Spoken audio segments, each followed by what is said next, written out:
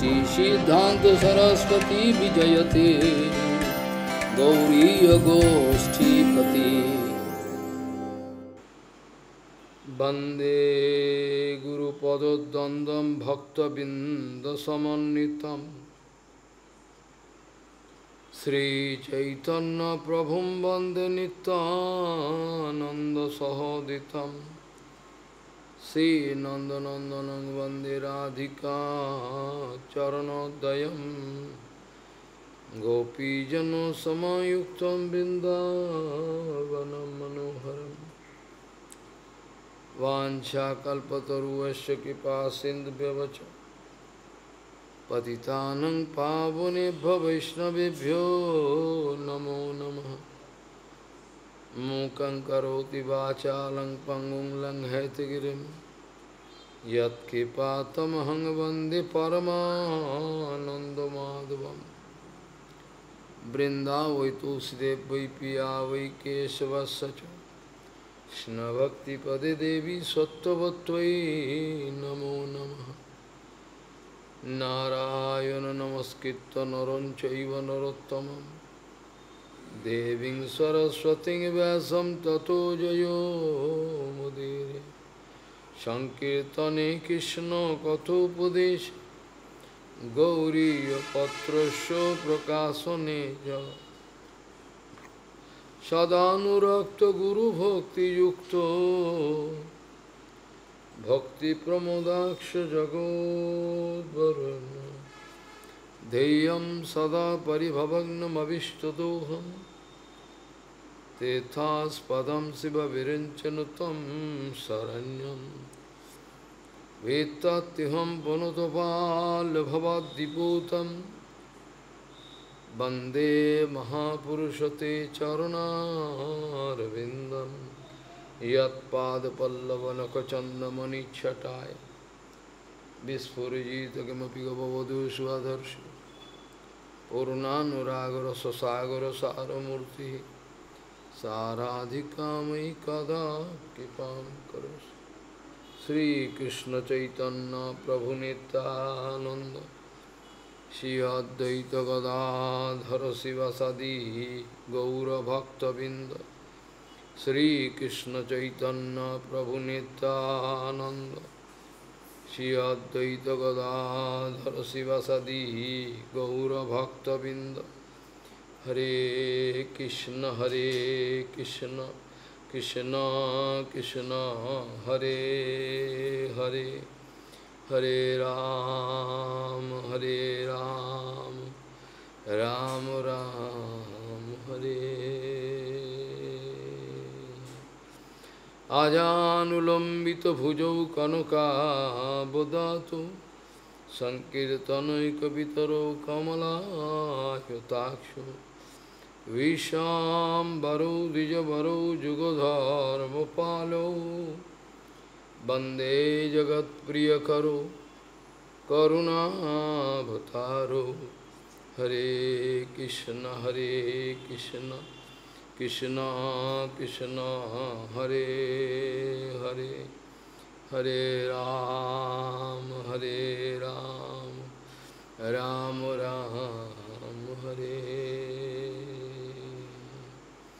Namami Gange Tava Pad Pankajam Sura Surair Vandito Diparupam Bhuktin Jamuktin Chadada Sinitam Bhavanurupena Sada Naranam Ganga Taranga Ramaniya Jata Kalapam Gauri Nirantara Vibhushi Tabam Bhagam Narayano Priyamanangamadapaharam Varanasi Purapati Bhajavi Shanatham Bhagishajushva Vadane Lakshmi Yasya Cha Vakshasi Yasyaste Hide Sambhid Tvam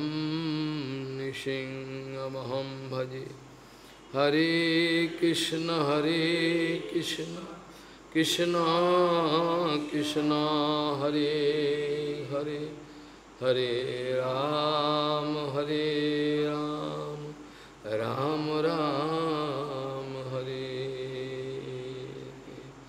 Tadeva Ramam Ruchiram Navam Navam Tadeva Shashyad Manaso Mahasabam Tadeva Sokarnava Soshanam Ninam Jaduttama Sloka Jaso Anugiyate Tadeva Ramyam Ruchiram Navam Navam Tadeva Shashyad Manaso Mahasabam Tadeva Sokarnava Soshanam Ninam Jaduttama Sloka Jaso Anugiyate Gauriya Goshtipati Sri Srila Bhakti Siddhanta Saraswati Goswami Jagat Prabhupada Paramahansa Jagadguru জানিয়েছেন নিরন্তর হরিনাম সংকীর্তনে নিজেকে নিয়োজিত না রাখতে পারলে ত্যাগী জীবনের মর্যাদা রক্ষা করা যাবে না।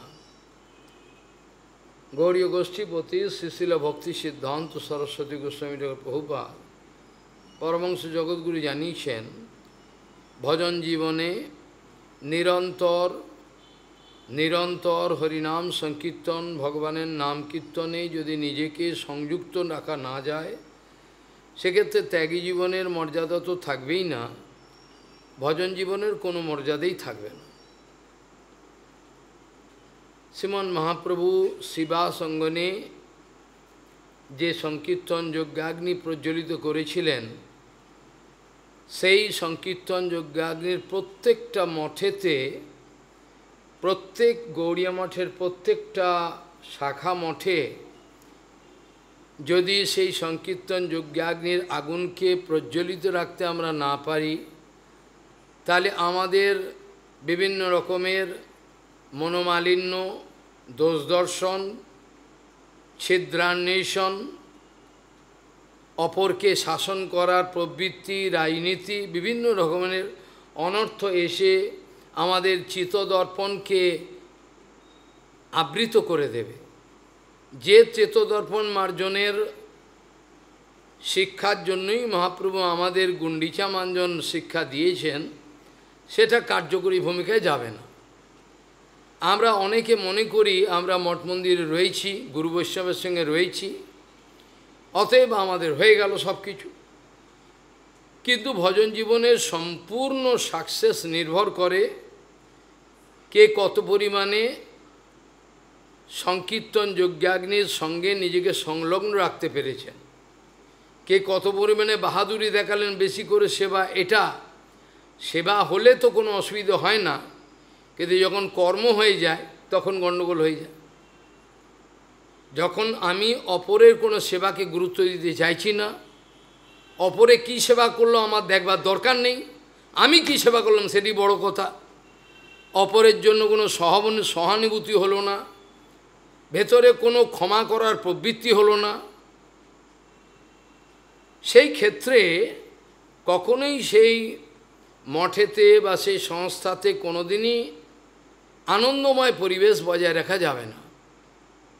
আমি যদি মনে করি আমি নিজের করতালটা নিয়ে আলাদা কীর্তন করো, তোমরা করো গে, যাও, যা খুশি করো, এটাকে গোষ্ঠী ভজনের কোনো কথা বলে না। গোষ্ঠী ভজন এভাবে হয় না। গোষ্ঠী ভজনে একে অপরের সহানুভূতি থাকবে। আমার যদি সহানুভূতি না থাকে তো তোমাদের শাসন করার অধিকার আমার থাকবে না। আমি সহানুভূতি ছাড়া যদি হিংসা করে, বিদ্বেষ করে কাউকে যদি আমি দাবাতে চাই, তাহলে সেক্ষেত্রে আমি নিজেও ভজন থেকে পতিত হয়ে যাব, ভজন বজায় রাখতে পারব না। সম্পূর্ণ ভজনের উন্নতি, ভজনের সর্বাঙ্গীন উন্নতি নির্ভর করে কে কত পরিমাণে সেই মহাপ্রভুর দ্বারা প্রজ্বলিত সংকীর্তন যজ্ঞাগ্নি তার প্রত্যেকটা শাখা মঠে, প্রত্যেকটা সংস্থাতে, প্রত্যেক আশ্রমে সেই সংকীর্তন যজ্ঞাগ্নি প্রজ্বলিত রাখবার জন্য গুরু বৈষ্ণব রয়েছেন, শুদ্ধ গুরু বৈষ্ণব। তারা সর্বদাই চেষ্টা করবেন যেন তোমাদের সবাইকে সংকীর্তন যজ্ঞাগ্নির মধ্যে নিবিষ্ট রাখা। প্রভুপাদ বলছেন, আমাদের এই গ্রন্থ যেটা বেরিয়েছে তার মধ্যেও লেখা আছে, যে প্রভুপাদ নিরন্তর হরিকথা কীর্তনের মাধ্যমে, লেখা আছে এই বইতে, চিত্তবৃত্ত দিয়ে কত দূরে, সেই বইতে আছে, how far I am away from the heart of Prabhupada, প্রভুপাদের চিত্তবৃত্তি কতটা দূরে। সেই গ্রন্থের মধ্যে বলা আছে, প্রভুপাদ তার সমগ্র ভজন জীবনে যারা তার কাছে ছিলেন তাদেরকে নিরন্তর হরিকথা কীর্তনের মাধ্যমে তাদেরকে নিজের চরণে সংলগ্ন করে রাখবার চেষ্টা করেছেন। প্রভুপাদ তার নিরন্তর হরিকথা কীর্তনের মাধ্যমে আমাদের মতো পতিত জীবকে সর্বদাই তার চরণে সংলগ্ন করে রাখবার চেষ্টা করেছেন। এইটি সদ্গুরুর, এইটি হচ্ছে করুণা। সদ্গুরুর এইটি করুণা, তিনি নিরন্তর হরিকথা কীর্তনের মাধ্যমে যারা আশ্রিতজন বাস্তবিক তাদেরকে সেই হরিকথা কীর্তনের সঙ্গে সংলগ্ন করে থাকে। যদিও প্রত্যেক বদ্ধজীবের একটা ডিভিসিভ অ্যাটিটিউড আছে, আমি স্বতন্ত্র থাকি, সহানুভূতি দূরের কথা, কোনো রকমভাবেই কোনো সহযোগিতা আশা আমরা রাখতে পারি না বর্তমান যা পরিস্থিতি। এতে কোনো সংস্থা চালানো খুবই কঠিন। যেখানে সচ্চিদানন্দ ভক্তিবিনোদ ঠাকুর জানিয়েছেন যে কোনো সংস্থা চালাতে গেলে, কোনো ধর্মীয় সংস্থা চালাতে গেলে আমাদের ত্যাগী ব্যক্তির প্রয়োজন আছে। আমাদের যদি কোনো সংস্থা চালাতে হয়, আশ্রম চালাতে হয়, তাহলে অবশ্যই আমাদের ত্যাগী ব্যক্তিগণের প্রয়োজন আছে। ত্যাগী ব্যক্তিগণের সহযোগিতা ছাড়া একটা বাস্তবিক আশ্রম চালানো সত্যিই খুব কঠিন। কিন্তু ত্যাগী জীবনের চিহ্ন নিয়ে যদি কেউ আসেন, কিন্তু ভক্তিবিনোদ ঠাকুর জানাচ্ছেন, যদি কিছু রজস্তম তাড়িত ব্যক্তিগণের দ্বারা যদি কোনো ব্যক্তি ভালো করে খেয়াল করে, কোনো আশ্রম চালাতে গিয়ে যদি কোনো রজস্তম তাড়িত ব্যক্তিগণের দ্বারা কিছু রজস্তম ব্যক্তি আমি জোগাড় করলাম, করে আমি দায়িত্ব দিলাম তোর মঠ চালাও বা আশ্রম চালাও, সেক্ষেত্রে ভক্তিবিনোদ ঠাকুর জানাচ্ছেন এই রজস্তম ব্যক্তিগণের দ্বারা যে আশ্রম বা ধর্মীয় সংস্থা পরিচালনা করবার আপনি ব্যবস্থা করলেন বা কেউ করল, তাতে কখনোই আদর্শময়ী শিক্ষা প্রচারিত হতে পারবে না। তাতে কোনোদিনই আদর্শময়ী কোনো শিক্ষা প্রচারিত হতে পারবে না, বরং তাদের এই দুর্গন্ধ দূষিত আচরণ, স্বার্থপরতা, স্বার্থান্ধতা, একে অপরের প্রতি মালিন্য, বিদ্বেষ, মনোমালিন্য, বিদ্বেষ, এগুলো খেয়াল করে সমাজের লোক তাদের উপর নিষ্ঠীবন থুতু ফেলবে, থুক্কার দেবে। তারা সমাজের লোক এদের উপর নিষ্ঠীবন ত্যাগ করবে, এদের কোনো আদর্শ নেই। আমাদের ভজন জীবনের মূল্যটা একটাই, আমাকে কেন লোকে সম্মান দেবে? Why people can give honour to me? I have money, position, what? একটা কারণেই সম্মান দেবে, সেটা হচ্ছে আমার আদর্শ। আমার আদর্শ মানে প্রভুপাদের আদর্শ। যখনই কোনো ব্যক্তি শুদ্ধ গুরু বৈষ্ণব যিনি প্রভুপাদের আনুগত্যে রয়েছেন তার আদর্শকে উল্লঙ্ঘন করে নতুন কোনো আদর্শ সৃষ্টি করতে যান, সেখানে সম্পূর্ণ বিপর্যয় হয়ে যায়, সেখানে থাকে না। যার জন্য বর্তমানে মঠ মন্দির আশ্রমের যে উদ্দেশ্যটা প্রভুপাদ জানিয়েছেন যে আমাদের আচার আদর্শের দ্বারা জগতের লোক শিক্ষা গ্রহণ করবে,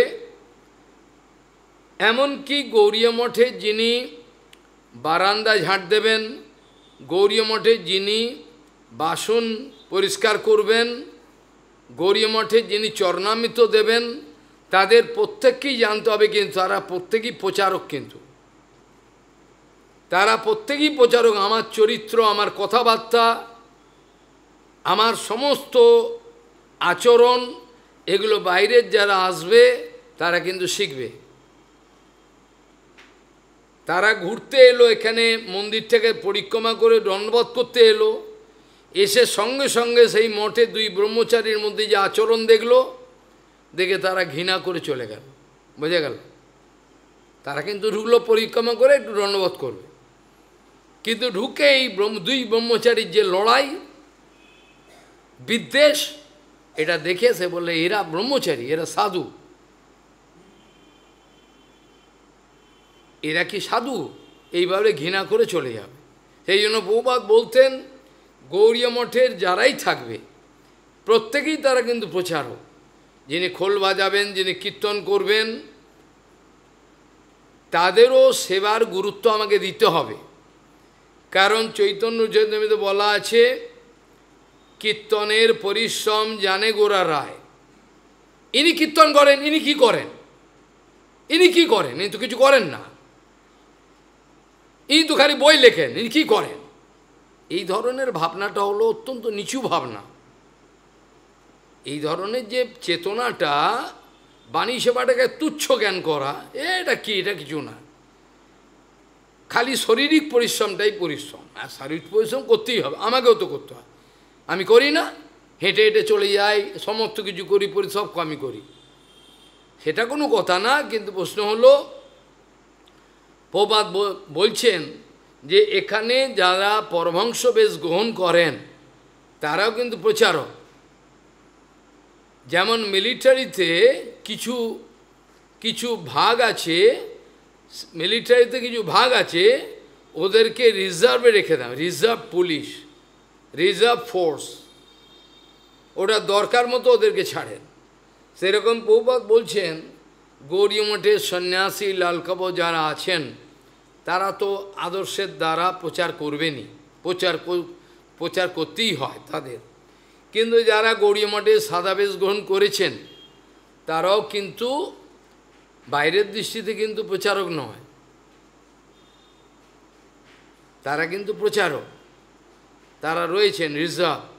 প্রয়োজন পড়লে তাদেরকেও প্রচারে, আমাদের ভজনটাই প্রচারমুখী, এটা কিছু এর মধ্যে কিছু করার নেই। শ্রীলা সচ্চিদানন্দ ভক্তিবিনোদ ঠাকুরকে কোনো এক সামাজিক বিচারে যে গুরুত্বপূর্ণ কোনো এক ব্যক্তি, সামাজিক বিচারে, আমাদের ভজনের বিচারে নয়, তিনি ভক্তিবিনোদ ঠাকুরকে জানাচ্ছেন যে আপনারা এত কড়াকড়ি করেন কেন? আপনারা সবাই যারা গৌড়ীয় মঠে আছে ঢুকিয়ে দিন, গৌড়ীয় ভজনে ঢুকতে দিন না, কী অসুবিধে আছে? যারা গৌড়ীয় ভজনে ঢুকিয়ে দিন, যারা টিকবে টিকবে, সার্ভাইভাল অফ দ্য ফিটেস্ট। আমাদের জীবনের শেষ মুহূর্ত পর্যন্ত আমাদের সম্পূর্ণ গুরুকৃপার উপর নির্ভর করতে হয়, আমরা কেউই স্বতন্ত্র নয়। বামন গোস্বামী মহারাজ শেষ পর্যন্ত, সে জীবনের শেষ মুহূর্ত পর্যন্ত বলেছিলেন, আমার উপরে মালিক আছে, আমার উপরে মালিক আছে, আমি তো স্বতন্ত্র নয়, তাদের যা ইচ্ছা, তাদের আদেশ, সেই অনুপাতে আমাকে চলতে হয়, আমি তো নিজের ইচ্ছা মতো চলতে পারি না, আমার উপরওয়ালা আছেন। এই কথাটা প্রায়ই বলতেন, এটা প্রায়ই বলতেন তিনি, আমার উপরওয়ালা আছেন, আমি স্বতন্ত্র নয়, আমাকে তাদের আদেশ নির্দেশ অনুযায়ী আমাকে চলতে হয়, আমি নিজের ইচ্ছা মতো কিছু করতে পারি না। শ্রীলা ভক্তিবিনোদ ঠাকুরকে জানাচ্ছেন আপনাদের এত কড়াকড়ির দরকার কি? যারা গৌড়ীয় ভজনে ঢুকতেই তাদের ঢুকিয়ে দিন, তারা ঢুকে যাক ভজনে, অসুবিধে কী আছে? যারা পারবে না চলে যাবে, যারা ভজন করতে পারবেন না কষ্ট হলে চলে যাবেন। ভক্তিবিনোদ ঠাকুর বলছেন অত সোজা নয়। গৌরাঙ্গ মহাপ্রভুর বিমল প্রেম ধর্ম কতটা কলুষিত হলো এটা ভাষায় বলা যায় না। ভক্তিবিনোদ ঠাকুর আফসোস করে বলছেন, শ্রীমন মহাপ্রভুর দ্বারা প্রদর্শিত বিমল এই প্রেম ধর্ম কতটা কলুষিত হয়ে গেল এই কলিকালে তা বলা যায় না, ভয়ঙ্কর অবস্থা। আপনি বলছেন যারা ঢুকতে ঢুকুক, তা আমরা করতে পারি না, আমরা তা করতে পারবো না। আমাদের ভজন রাজ্যে প্রবেশের আগেই আমাদের দেখতে হবে, যেমন কালকে একজন এসছিলেন তো, তার সঙ্গে কথা বলে দেখলাম সে আদৌ আশ্রমের উপযুক্ত ব্যক্তি নয়, শিক্ষিত কিন্তু ভালো শিক্ষিত, হিন্দি ইংরেজি বাংলা সবই জানেন, বিহারের ব্রাহ্মণের ছেলে তিওয়ারি, কিন্তু আমি কথাবার্তা বলেই বুঝলাম এ আশ্রমের যোগ্য নয়, আশ্রমে থাকতে পারবে না। এই জন্য হরিকথা 6 মাস হরিকথা শোনবার পরেতে তারপর বিচার করা যাবে, তার আগে যাবে না। কারণ আশ্রমবাসের কিছু যোগ্যতা দরকার হয়। প্রভু তো সহনশীলতা, যেটা আমাদের কারোর মধ্যেই নাই। প্রভু তো সহনশীলতা, এটা হচ্ছে প্রধান গুণ। এই সহনশীলতা থাকতে হবে, সেবাবৃত্তি থাকতে হবে, একে অপরের প্রতি মর্যাদা দেবার একটা বৃত্তি এটা থাকা দরকার, একে অপরের প্রতি সহানুভূতি। আহা, এটা কষ্ট হচ্ছে দেখি, এই ধরনের একে অপরের প্রতি না, আমি কাউর বিশেষ কোনো ব্যক্তির জন্য বলা হচ্ছে না, এটা প্রত্যেকের জন্যই বলা হয়। তা নাহলে আশ্রম জীবন কখনোই সার্থক মন্দিরে হতে পারে না। শ্রীমান মহাপ্রভুর একটাই প্রধান উপদেশ ছিল, এটা হচ্ছে পরম বিজয়ত শ্রীকৃষ্ণ সংকীর্তন, যেটা আমাদের গৌড়ীয় মঠের স্লোগান। সেইটি কিন্তু মহাপ্রভু বলেছেন চেতদর্পণ মার্জন এর মধ্যে শেষে বলেছেন পরম বিজয়ত শ্রী, অর্থাৎ আমাদের গৌড়ীয় মঠের এইটি হচ্ছে চরম আদর্শ, পরম বিজয়ত শ্রীকৃষ্ণ সংকীর্তনম। কিন্তু এই সংকীর্তনের ব্যবস্থা মহাপ্রভুর করবার উদ্দেশ্য হল যে বদ্ধ অবস্থা থেকে বদ্ধজীবকে আস্তে আস্তে উন্নত অবস্থায় নিয়ে যাব, ধীরে ধীরে বদ্ধজীবকে বদ্ধ অবস্থা থেকে সংকীর্তনের মাধ্যমে উপরে যেতিমিরে সেতিমিরে, যত হাজার হাজার কথা শুনুক, কুকুরের ল্যাজ হলো বেকা, কুকুরের ল্যাজটা বেকা। গুরুমা বলতেন ঘি দিয়ে তেল দিয়ে টানো, টেনে যাও, লাভ হবে না, সেই একই বেকা। তার মানে এরা চেতদর্পণ মার্জন করতে চাইছে না, এরা নিজের চিত্তকে মার্জন করে এরা আরও জটিলতা প্রশ্রয় দিচ্ছে। কত পরিমাণে আমার ভেতরে জটিলতা আসে, কত বাহাদুরি জানি, কত পরিমাণে আমি অপরের সকলের উপরে ভারী থাকতে পারি, এগুলো হচ্ছে আমাদের বিচার। কিন্তু এভাবে ভজন জীবন রক্ষা করা যায় না। ভক্তিবিনোদ ঠাকুর একথা অনেকবার বলেছেন, সরলতার আরেক নাম হলো বৈষ্ণবতা। কান খুলে শুনে রাখো, কান খুলে শুনে রাখো, সরলতার আরেক নাম হলো বৈষ্ণবতা। আমার মধ্যে যদি সরলতা না থাকে, আমার মধ্যে যদি উদার ভাব না থাকে, তাহলে আমি কোনোদিনই বৈষ্ণব হতে পারবো না। প্রথম কথাই হলো উদার ভাব, আমার মধ্যে যেন কোনো কনজারভেটিভ অ্যাটিটিউড না থাকে, আমার মধ্যে যেন ভয়ঙ্কর কনজারভেটিভ অ্যাটিটিউড না থাকে। একজন শুদ্ধ বৈষ্ণবের আচরণ এমন হয়, তাকে শত্রু মনে করছে, তারপরেও কিন্তু তার মঙ্গলের চিন্তা করছে।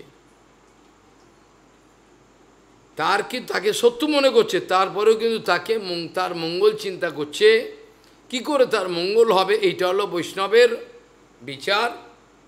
যেটা আমি বলেছিলাম, আমাদের সিদ্ধান্তী মহারাজ যেহেতু 3 জন সন্ন্যাসীকে কাপড় টেনে খুলে ফেলেছিলেন, আমার কাপড় দিয়ে দাও, আমার কাপড় খুলে ফেলেছেন, যাও চলে যাও, বারবার নিষেধ করেছিলেন। উনি বিধবা, ওনাদের বাড়ি যাবেন না, সময় কাটাবেন না। যখন প্রথমেই আমি শুরু করলাম, জগতে যত হাজার হাজার উদাহরণ আছে, অসংখ্য, আমি দেখিয়ে দেবো। যারা লাল নীল সাদা কত কাপড় নিয়েছেন, যারাই নিজেকে নাম সংকীর্তন যজ্ঞাগ্নিতে ডুবিয়ে রাখতে পারেননি, মায়াবাদীর মতো স্বতন্ত্র হয়েছেন, প্রত্যেকেই তারা শেষ, এরা পারেননি। মহাপ্রভু একটাই কথা চেয়েছিলেন যে নাম সংকীর্তন ছাড়া হৃদয়কে নির্মল করবার মতো আর অন্য কোনো ব্যবস্থা সেরকম নাই। যদিও হয়, সে পদগুলো অনেক কঠিন। যে পদগুলোর দ্বারা আমি নিজেকে নির্মল করতে চাই, সম, দম, শৌচতা, সরলতা, আর্জব, সবগুলো অনেক রয়েছেন, সাধ্যায়, অধ্যায়, নিরুদ্ধায়, অল ফাইনালি টার্গেট কি? আমাকে পবিত্র করবে। এগুলো সব আলটিমেট টার্গেট কি? এগুলো কিন্তু হরিভজনের প্রত্যক্ষ অঙ্গ, এগুলো কিন্তু হরিভজনের প্রত্যক্ষ অঙ্গ নয়। সম, দম, শৌচতা, সরলতা, দে আর দ্য অ্যান্সিলারি পার্টস। এরা কিন্তু প্রত্যক্ষভাবে ভক্তি দেবে না। এই কথাটাই লোকে মনে রাখতে পারেন, আমি পবিত্র হয়ে গেলাম, 5 বার চান করে আমি পবিত্র, আমি পেয়ে গেলাম, তা নয়। আমার হৃদয়টা যদি ময়লা থাকে, তাহলে 5 বার চান করে 10 বার চান করলেও কিছু হবে না। তাহলে যেগুলো ভজনের অ্যান্সিলিয়ারি বিষয়, আমি নিজেকে পবিত্র রাখার চেষ্টা করছি, কিন্তু পবিত্র রাখার তো সবচেয়ে বড় পদ্ধতি হলো ভগবানকে মনে রাখা, গুরু বৈষ্ণবকে মনে রাখা, আর তাদেরকে না বলা। এইটি তো সততম স্মর্তব্যম বিষ্ণুম বিস্মর্তব্যম ন জাত উচিত। বিধি এবং নিষেধের মধ্যে এইটি ভাইটাল। এইটা যে বজায় রাখতে পেরেছে সে সর্বদাই পবিত্র। সরলতার আরেক নাম হলো বৈষ্ণবতা। যারা জীবনে জটিলতা অভ্যাস করছে, রাজনীতি অভ্যাস করছে, তারা রাজনীতিতে যোগ দিলে ভালো হয়। আমি অনেক আচার্য মহারাজ তাদেরকে অনুরোধ করেছি, আপনারা কিন্তু যা দেখছি, আপনারা কিন্তু রাজনৈতিক জীবনে উন্নতি লাভ করতে পারতেন, ভজন জীবনে হবে না। প্রতি পদে জটিলতা, সরলতা নাই। যেখানে আমরা ছোটবেলা থেকে শিখেছি পরকে আপন করে নেওয়া, শত্রুভাবকে বর্জিত করা, তাই কি না? যেটা আমাদের স্টেশন মধ্যে লেখা থাকে, অহিংসা পরম ধর্ম। সত্যিই কি অহিংসা পরম ধর্ম? অহিংসা কি পরম ধর্ম? অহিংসা তো একটা এথিক্যাল ক্যারেক্টার। আমাকে অহিংসা পালন করতেই হবে অ্যাজ এ হিউম্যান বিইং। একটা মানুষ হিসাবে আমি অপরকে হিংসা করব না, বিদ্বেষ, সে আমাকে বিদ্বেষ করলেও আমি করব না, কারণ আমি তো সাধু। সে আমাকে বিদ্বেষ করুক, যদি মনে করি আমাকে করছে, তথাপি আমাকে বিদ্বেষ করা যাবে না, আমি করতে পারবো না, এটা নিয়ম নয়। এই জন্য অহিংসা কখনো পরম ধর্ম হয় না। অহিংসাটাকে পরম ধর্ম বলে না, অহিংসা এথিক্যাল কার, এটা করতেই হবে। মিথ্যা কথা বলবেন না, এগুলো আমাদের ব্রহ্মচারী সন্ন্যাসী শিখতে হয়। এখন আমরা ভজন কবে করব? আমরা সন্ন্যাসী ব্রহ্মচারী শিখতে হয়, মিথ্যে কথা বলিবেন না, সদা সত্য কথা বলিবেন, এগুলো আমাদের এখন শিখতে হয়। এগুলো তো আমরা বা পূর্বাশ্রমে শিখেছি, এখন এগুলো শিখব। এই জন্য প্রভুপাদ কপাল চাপড়ে বলছেন এরা হরিভজন কবে করবে? প্রভুপাদ কপাল চাপড়ে বলছেন, হায় রাম, যদি এই অনর্থ দূরীকরণের জন্য সারা জীবন কেটে গেল, যদি অনর্থগুলোকে তাড়াবার জন্য সমগ্র জীবন চলে, এই জীবন গেল, পূর্বজন্ম যায়নি, তার মানে কি? গেছে বলেই তো আবার জন্মেছি। তো অনন্ত জন্ম আমার যদি খালি অনর্থ কাটাবার জন্য কি চলে যায়, তাহলে আমি আসল হরিভজন কবে করব? প্রভুপাদ বলছেন, যদি অনর্থকে কাটাবার জন্যে আপনার জন্ম কাটিয়ে দেন, সময় নষ্ট করে দেন, তাহলে আপনারা কোন জন্মে ভজন করবেন? কোন জন্মে আপনারা ভজন করবেন? ভজন কি বোঝেন আপনারা? ভজন কাকে বলে? আমরা মনে করি দুটো ফুল তুলসী দিয়ে দিলেই হয়ে গেল, গিরিরাজকে এটা ওটাকে দিয়ে দিলে হয়ে গেল, শালগ্রামকে। কিন্তু গিরিরাজ শালগ্রাম যাদের হৃদয়ে রয়েছেন, সেই গুরু বৈষ্ণবের মর্যাদা আমরা রক্ষা করতে পারি না, সেটা আমরা পারি না। তার যেন উদ্বেগ না হয়, তিনি যেটা চান সেটা আমরা বজায় রাখতে পারি না। বাকি আমরা ফুল জল একটু দিয়ে দিতে পারি গিরিরাজকেই। তাহলে মহাপ্রভু আজকে সকালেও টাইটেল লিখতে গিয়ে বলছিলাম, আমাদের চেতদর্পণ মার্জন মানেই হলো গুন্ডিচা মার্জনটাকে দেখাবার জন্যই মহাপ্রভু করেছেন, নাহলে মহাপ্রভুর কোনো দরকার ছিল না। যেটা রাজা পারিষা পাত্র অর্থাৎ যে চাকর, যারা চাকর তাদেরকে অর্ডার দিল, সার্বভৌম ভট্টাচার্য রাজা এরা বলছেন এই তার এক লীলা, তিনি এবার গুন্ডিচা, তার কি এটা যোগ্য সেবা? তথাপি তিনি করেন, ঠিক আছে তিনি করুন। এইভাবে তিনি গুন্ডিচা মন্দিরের মার্জনের আগের দিন অতি উৎসাহের সঙ্গে কীর্তনাদি করে সম্মানজনী অর্থাৎ ঝাঁটা, কলসি যেগুলো সব লাগে সমস্ত রকম ব্যবস্থা, পারিষা পাত্রকে রাজা অর্ডার দিল, যা যা লাগে, খপরা মানে ছোট পাত্র, কলসি মানে বড়, খপরা মানে হচ্ছে ঘটি যেটাকে বলে মাটির, এটাকে জল ছুটবে, এগুলো সব আদেশ করলেন। এগুলো সব আদেশ করে মহাপ্রভু যেদিন আজকে যে সেদিন ভোরবেলা নাম সংকীর্তন করতে করতে আনন্দের সঙ্গে চললেন, সমস্ত ভক্তবৃন্দকে নিয়ে আনন্দের সঙ্গে সংকীর্তন করতে করতে গুন্ডিচা মন্দিরে গেলেন। গুন্ডিচা কথাটার গম্ভীর অর্থ হলো, অ্যাকচুয়ালি গুন্ডিচা হলো আজকের নাম নয়, রাজা প্রদ্যুম্ন ইন্দ্রদ্যুম্ন মহারাজ যে ছিলেন, প্রদ্যুম্ন বেরিয়ে যায়, ইন্দ্রদ্যুম্ন মহারাজ যে ছিলেন তার পাটরানীর নাম ছিল গুন্ডিচা দেবী, সেই নামেতে এখনও চলে আসছে। তবে হ্যাঁ, এর মধ্যে একটা গভীর রহস্য আছে। গুন্ডিচা কথাটা মানে হলো, আমরা আক্ষরিক অর্থে একটা অন্য হয়, কিন্তু আমরা গম্ভীর অর্থে চিন্তা করি, গম্ভীরাটাকে যেগুলো অন্তর্প্রকোষ্ঠ মনে করি, গুন্ডিচাটাকেও আমরা চিত্তের সঙ্গে তুলনা করি, যে চিত্তটাকে বাইরের দৃষ্টিতে চোখে দেখা যায় না। দেখা যায় কি? আমরা কি আমাদের মনকে দেখতে পাই? আমরা আমাদের মনকে দেখতে পাই? মন, বুদ্ধি, চিত্ত, অহংকার কাকে দেখতে পাই? কেউ দেখতে পাই?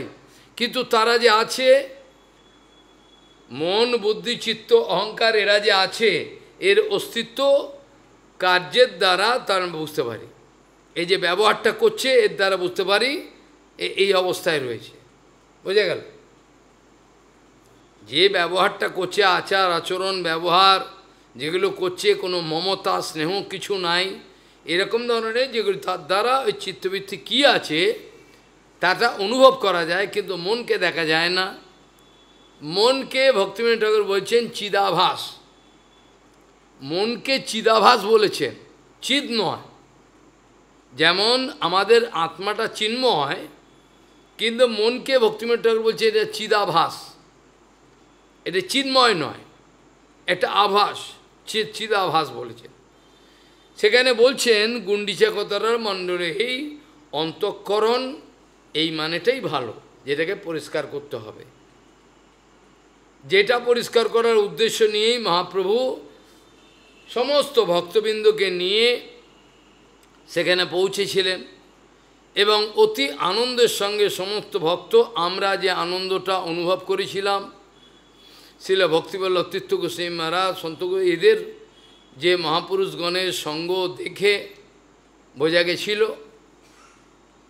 বর্তমানে এই গুন্ডিচা মন্দির মাঞ্জন একটা বাহ্য একটা অনুষ্ঠানে পর্যবসিত হয়েছে। বর্তমানে গুন্ডিচা মাঞ্জনটা একটা সামান্য একটা অনুষ্ঠানের বিষয় বলে মনে করা হচ্ছে, আর হয়ও না। যদিও আমরা দেখব সেখানে অনেক ব্যক্তি যান গুন্ডিচা মাঞ্জন করেন, কিন্তু যেভাবে মার্জনের কথা মহাপ্রভু দেখিয়েছেন, যে পদ্ধতিতে শ্রীমন মহাপ্রভু গুন্ডিচা মাঞ্জনের ব্যবস্থা আমাদের দেখিয়েছেন, সে পদ্ধতি তো হয়ই না, বরঞ্চ সেখানে উল্টো হয়। জোয়ান ছেলেপেলে যায়, আর যুবতীও ছেলেপেলে আছে, মেয়েগুলো আসে, সেগুলো কি হয়, গুন্ডিচা মন্দিরের লীলা করে এর মধ্যে অনেক কিছু হয়, জঘন্য। বর্তমানে এইটা হয়। বাস্তবিক গুন্ডিচা মন্দির যেটা হয় সেটা তো দূরের কথা, গুন্ডিচা মন্দিরকে ঝেঁটা নিয়ে গিয়ে নিজের হৃদয়টাকে ঝেঁটাবো, ওটা উল্টে আরও ঝেঁটিয়ে ময়লাগুলো নিজের ভেতর নিয়ে চলে এলো। ওর ভেতরে হয় এগুলো লীলা, সব গোষ্ঠী যাচ্ছে, মায়েরাও যাচ্ছে, কে কাকে বাধা দেবে।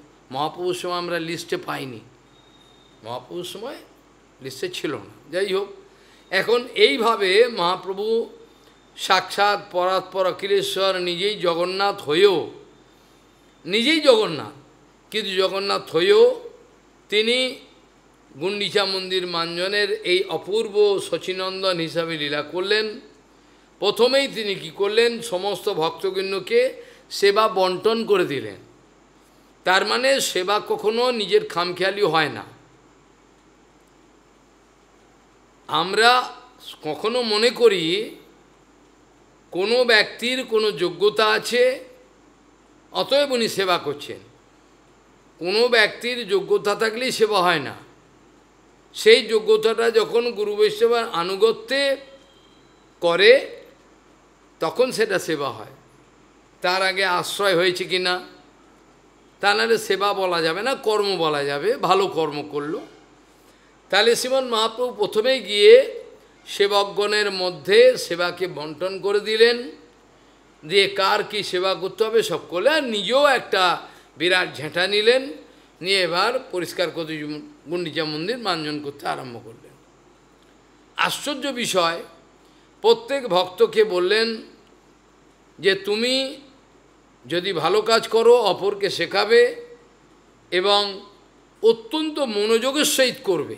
মহাপ্রভুকে প্রথমেই এটা বললেন, কারণ যে কর্মের সঙ্গে আমার মনের কোনো সহযোগ থাকে না সেটাকে কখনোই সেবা বলা যায় না। যে কর্মে আমি শ্রবণ করতে বসেছি তো সামনে বসেছি, কিন্তু দেখা গেল মন রয়েছে অন্য জায়গায়, তাহলে শ্রবণ হলো না। হলো কি? কারণ মন তো প্রথম সহযোগ। মন যদি সহযোগ না করে তাহলে আমার শ্রবণ কীর্তন যে কোনো সেবাই আমি করি সমস্ত সেবা বেকার হয়ে যায়।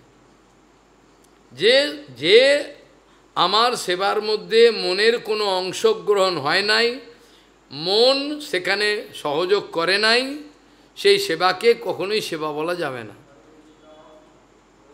যার জন্য অম্বরীশ মহারাজের ওখানে আমি আর এই শ্লোক আলোচনা করতে পারবো না।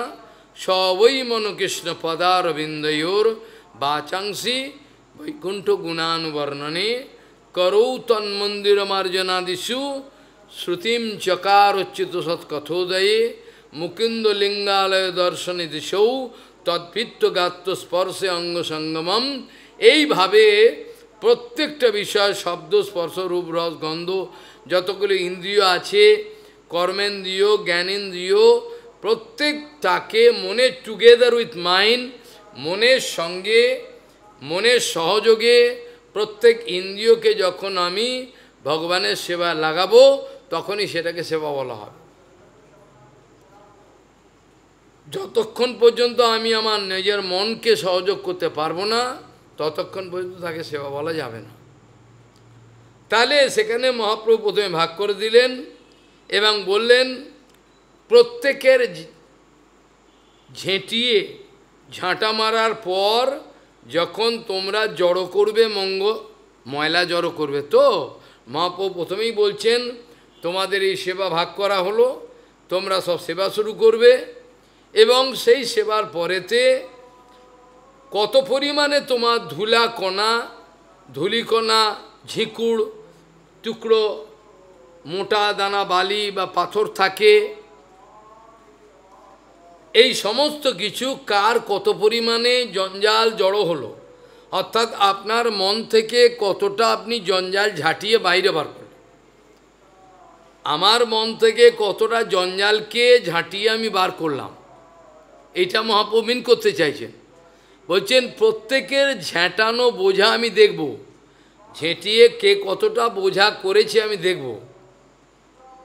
প্রত্যেকে আলাদা আলাদা রাখবে। আর শেষে দেখা গেল যে যত লোকে ভক্ত ঝেঁটিয়ে জড়ো করেছে আলাদা আলাদাভাবে, তাদের সবার ঝেঁটানো যে ময়লা তার থেকে মহাপ্রভু একার ময়লা অনেক বেশি। কি করে হলো? মহাপ্রভু একা করছে, আর এরা প্রত্যেকে ইন্ডিভিজুয়াল এফার্টস, কিন্তু তাদের প্রত্যেকের ঝেঁটানো বোঝা, অর্থাৎ তারা যেভাবে মার্জন করেছেন মহাপ্রভু বলছেন এভাবেও মার্জন। তাহলে কতটা আমাদের সাবধান হতে হয়। এবার কোনো বাচাল ব্যক্তি থাকলে এরকম মানে বুঝবে না, কোনো বাচাল ব্যক্তি থাকলে কোনো মানে বুঝবে না এ কী বললো মহাপ্রভু।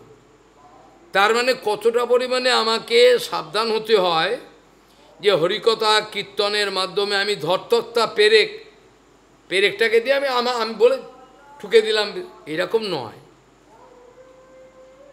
কীর্তনটা এরম নয়, কে কত ভালো সুর তাল লয় করতে পারে, মহাপ্রভু এসবের উপর গুরুত্ব দিতেন না। মহাপ্রভু দেখতেন কে কত পরিমাণে অন্তঃকরণ থেকে এই সংকীর্তন করেছে, এই কে কত পরিমাণে অন্তঃকরণ থেকে করেছে সেটা সবচেয়ে বড় কথা। ফিজিক্যাল এফার্ট এটা বড় কথা, এটা তো আছেই। এইভাবে মহাপ্রভু শাসালেন, বললেন যার ঝাঁটানো বোঝা কম হবে তাকে আমি শাস্তি দেবো। কি শাস্তি? এই যত ভক্ত আছে তাদের পিঠাপানা দিতে হবে। যত ভক্ত আছে তাদেরকে সব ভক্তগুলোকে বা পিঠাপানা পেট ভরে খাওয়াতে হবে, এটা তার শাস্তি।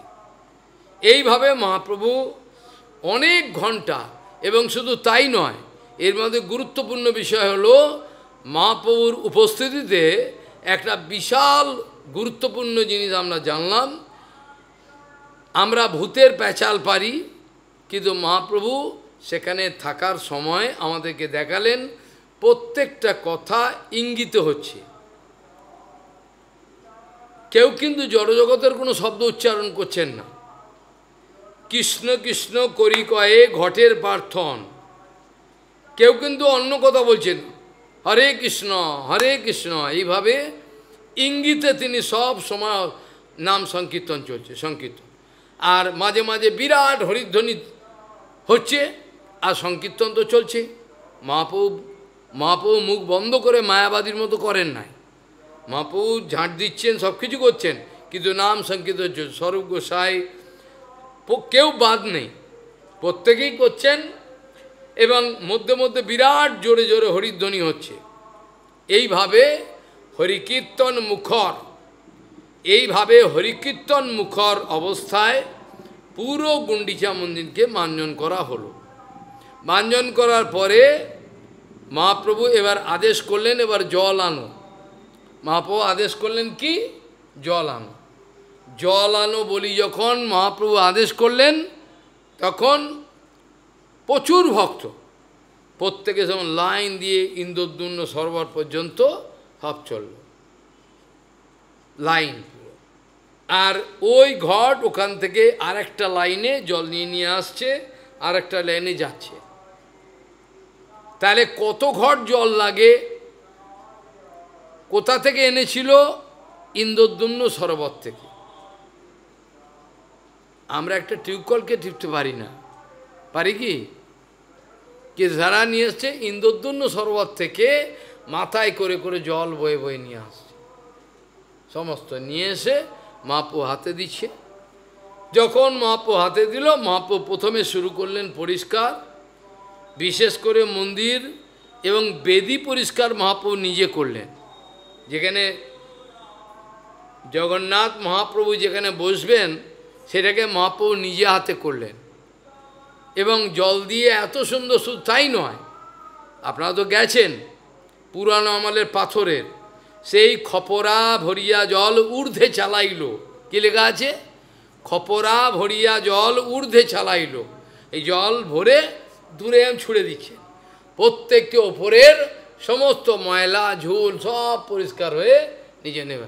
এইভাবে মহাপ্রভু সর্বক্ষণ সাক্ষাৎ ভগবান জগন্নাথ, অনন্ত ব্রহ্মাণ্ডের মালিক, যে চিন্তা করলে কাঁপ ধরে, তিনি এইভাবে প্রত্যেক গাত্র মাচা সব পরিষ্কার করে এবার লাস্টে বেদি পরিষ্কার করলেন। বেদি পরিষ্কার করার পর তখনও মহাপ্রভুর মন নির্মল হচ্ছে না, বলছে হলো না, পরিষ্কারটা ঠিক হলো না। করলেন কি, লাস্টে জল দিয়ে একবারে নির্মল করার পর নিজের যে বস্ত্র আছে এবার উপরে উঠে বস্ত্র দিয়ে প্রত্যেকটা জায়গায় এরাবেন। আশ্চর্য, নিজের বস্ত্র দিয়ে ধীরে ধীরে ঘষতে আরম্ভ করলেন। দেখালেন কতটা ভালোবাসা আমাদের ভগবান গুরু বৈষ্ণবের থাকলে পরে তবে ভগবানকে পাওয়া যায়।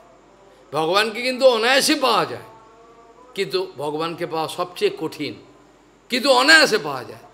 যে মুহূর্তে মানুষ জটিলতা ত্যাগ করে সবার প্রতি সমদৃষ্টি অর্জন করবে, সেবাভাব অর্জন করবে, সে মুহূর্তে ভগবান, কিন্তু করবে না, করবে না। কোটিবার যদি শেখানো হয় তাহলেও করবে না। এরা প্রতিজ্ঞা করেছে যে আমরা শিখব না। এইভাবে মহাপ্রভুর নিজের যে বস্ত্র উত্তরীয় আদি দিয়ে সমস্ত কিছু পরিষ্কার করে নির্মল করলেন। নির্মল করে চৈতন্য চরিতামৃতে এবার লেখা আছে, চৈতন্য কি লেখা আছে, যখন মহাপ্রভু পরিষ্কার করে দেখছেন যে আমার জগন্নাথের বসবার জায়গা সঠিক হলো কিনা, চৈতন্য চরিতামৃতেতে কৃষ্ণদাস কবিরাজ গোস্বামী লিখছেন যে গুন্ডিচা মঞ্জন করার পর যখন মহাপ্রভু তাকাচ্ছেন সঠিক হলো কিনা, কালকে তো আমার প্রভু এসে বসবে এখানে, তখন কৃষ্ণদাস কবিরাজ গোস্বামী লিখছেন সেখানে, নিজের নির্মল হৃদয় যেন বাইরে মেলিল, নিজের যে নির্মল হৃদয়টা যেন কেটে বাইরে বার করে দেখাচ্ছে, দেখ আমার হৃদয়টা কত নির্মল। এখানে লেখা আছে, কৃষ্ণদাস কবিরাজ গোস্বামী বলছেন, গুন্ডিচা মন্দির, আফটার গুন্ডিচা মন্দির, Krishnadas Kaviraj Goswami writing as if Mahaprabhu going to open his own heart and going to show, you see how clean it is. Krishnadas Kaviraj Goswami বলছেন, নিজের নির্মল হৃদয় যেন বাহিরে মেলিল, মেলে দেখাচ্ছে কত নির্মল হলে তবে ভগবান সেখানে বসেন। কতটা নির্মল আমাদের হৃদয় হলে তবে ভগবান সেই হৃদয়তে এসে বসেন, নালে তোমার এখানে কোনোদিনই আসবে না, তোমার হৃদয় আসবে না যতক্ষণ পর্যন্ত নির্মল না হবে, ভগবান আসতে পারবে না। আসতে চায় কিন্তু পারবে না। কিন্তু গুরু বৈষ্ণব আনুগত্যে এই বাণী সেবা করতে করতে, সংকীর্তন করতে করতে নির্মল সেবা কোনো না কোনো দিন নিশ্চয়ই হবে। কেন গুরুবর্গ আমাদের দেখিয়েছেন হয়, আমরা যদি জানতাম হয় না, আমরা যদি জানতাম এই কিছুদিন সম্ভব নয়, তাহলে আমরা এসে কি করব? যদি আমরা জানতাম যে এভাবে হয় না, ভগবানকে পাওয়া যায়, তো আমরা আসতাম না। তা আমাদের আশা আছে, যেহেতু শ্রীল সচ্চিদানন্দ ভক্তিবিনোদ ঠাকুর, শ্রীল প্রভুপাদ, আমাদের গুরুবর্গ আমাদের দেখিয়েছেন ভগবানকে অবশ্যই পাওয়া যায়, অনায়াসে পাওয়া যায়। কিন্তু আমাদের জটিলতা, আমাদের কুটিলতা আমাদেরকে ভগবত প্রাপ্তি থেকে অনেক দূরে ফেলে দেয়। আমাদের জটিলতা, আমাদের কুটিলতা ভগবত প্রাপ্তির রাস্তা থেকে আমাদের অনেক দূরে সরিয়ে দেয়, ভগবত প্রাপ্তি দেয় না, হয় না। এখন এই গুন্ডিচা মন্দির মার্জনের পর মহাপ্রভু কী করলেন, এবার সংকীর্তন করলেন। অনেক কথা, কিভাবে জল জড়ো হয়ে গেল, জলটাকে ছেড়ে দিলেন, প্রণালী যখন ছিল, যখন নতুন একটা নদী বইছে, প্রত্যেকটা ধোয়ার পর বাইরে ভেতরে, শুধু ভেতর না বাইরেও সব প্রাঙ্গণ সব ধোয়ার পর যখন জল ছেড়ে দিলেন, যখন নদী বইছে এইভাবে। তারপরে কি করলেন, সংকীর্তন করতে করতে তিনি চলে গেলেন কোথায়, নৃসিংহ মন্দিরে। কোন নৃসিংহ মন্দিরে গেলেন? পেছনে নৃসিংহ মন্দির আছে, সেই নৃসিংহ মন্দিরে গিয়ে এবার বিরাট সংকীর্তন শুরু করলেন। মানে মন্দির প্রায় ফেটে যায় আনন্দে নৃসিংহদেবের সামনে। অদ্বৈত গোসাই আছেন, অচ্যুতানন্দ, সব ভক্তরা আছে, গোপাল, সব অদ্বৈত গোসাইয়ের পুত্র, পুত্র না বলেই ভালো, কিন্তু পুত্র লীলা করছেন বলতে হয়। এইভাবে তারা যখন সংকীর্তন শুরু করলেন, সংকীর্তনের মাঝখানে কি হলো, অদ্বৈত গোসাইয়ের পুত্র গোপাল অজ্ঞান হয়ে পড়ে গেলেন, বা তা মূর্ছা গেলেন, আর তাকে ফেরানো যাচ্ছে না। প্রত্যেক ভক্ত সংকীর্তন করছেন, ভয়ং অপূর্ব সংকীর্তন। তার মধ্যে অদ্বৈত গোসাই জল গ্রহণ করে নৃসিংহমন্ত্র জপ করে পুত্রের উপর ছুটছেন ছেলেকে ওঠাবার জন্য। মহাপ্রভু একটা বিশেষ লীলা করলেন। কেন অদ্বৈত গোসাই আর গৌরাঙ্গ মহাপ্রভু নিত্যানন্দ আলাদা কেউ নয়, একই। যেই নিত্যানন্দ সেই গৌরাঙ্গ, যেই নিত্যানন্দ সেই অদ্বৈত। যেমন রামচন্দ্র, রাম, লক্ষ্মণ, ভরত, শত্রুঘ্ন, চতুর্ধা অগাধ, মানে চার ভাগ হয়ে তারা এসেছিলেন। ঠিক সেরকম পঞ্চতত্মাত্মকম কৃষ্ণম ভক্তরূপ স্বরূপকম, এই যে আমরা বলি, এটা কিন্তু ভাবতে হবে। তিনি একাই সেই গৌরাঙ্গ, পাঁচটা ভাগে ভাগ হয়ে এসছেন ইচ্ছা করে।